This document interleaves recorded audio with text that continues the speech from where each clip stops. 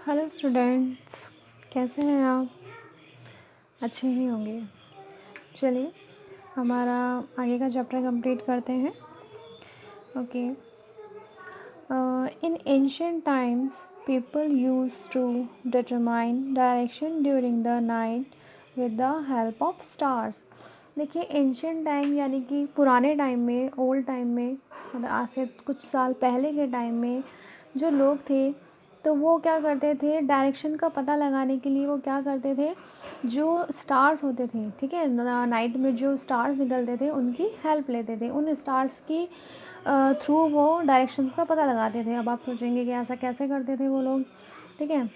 चलिए देखते हैं आगे।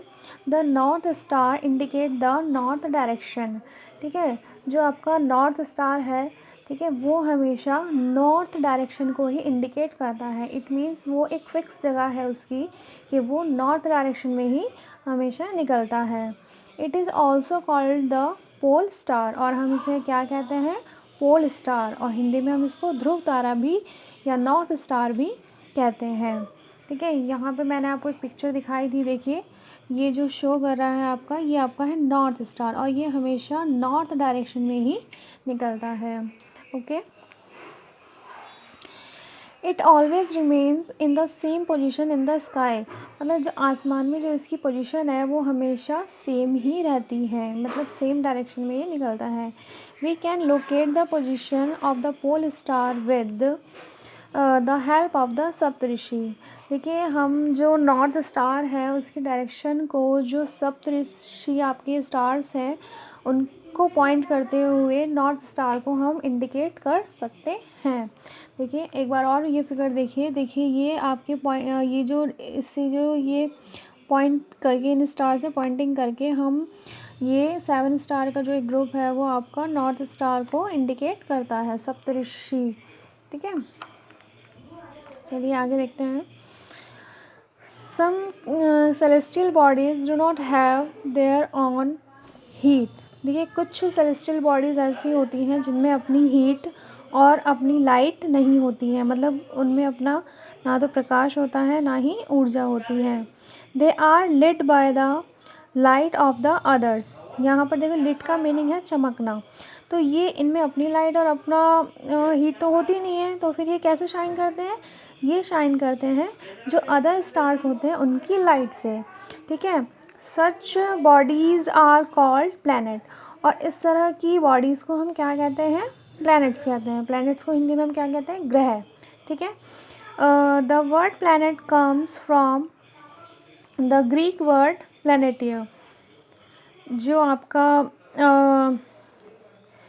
प्लैनेट वर्ड है वो कहाँ से आया है, ग्रीक भाषा के प्लैनेटाई वर्ड से आया है, विच मीन्स, जिसका मीनिंग है वंडरर्स, जिसका मीनिंग है वंडरर्स। और वंडरर्स को हिंदी में क्या कहते हैं हम, चारों ओर घूमने वाले या वाला, ठीक है। तो आपने देखा है सोलर सिस्टम के पिक्चर में कि देखिए ये सोलर सिस्टम का पिक्चर है, इसमें ये जो सन के चारों ओर, ठीक है, अब ये यहाँ पर सन है, ये हमारा प्लैनेट नहीं है ना, सन इज़ अ स्टार, बट जो इसके चारों ओर राउंड लगा रहे हैं ये सब क्या है हमारे, ये सब है planets. Okay. The earth on which we live is a planet. जिस अर्थ पर हम रहते हैं वो क्या है, एक प्लैनेट है। It gets all its heat and light from the sun.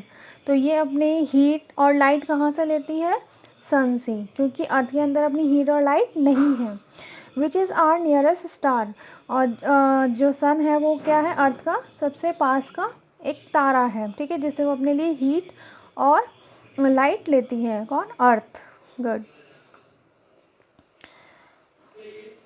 If we look at the earth from the great distance, sky, the moon, it will be appear to be shining just as the moon.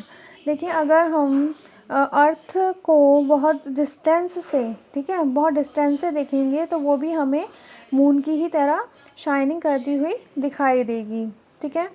The moon that we see in the sky is a satellite. देखिए, जो moon हम आसमान में देखते हैं वो क्या है, एक सैटेलाइट है।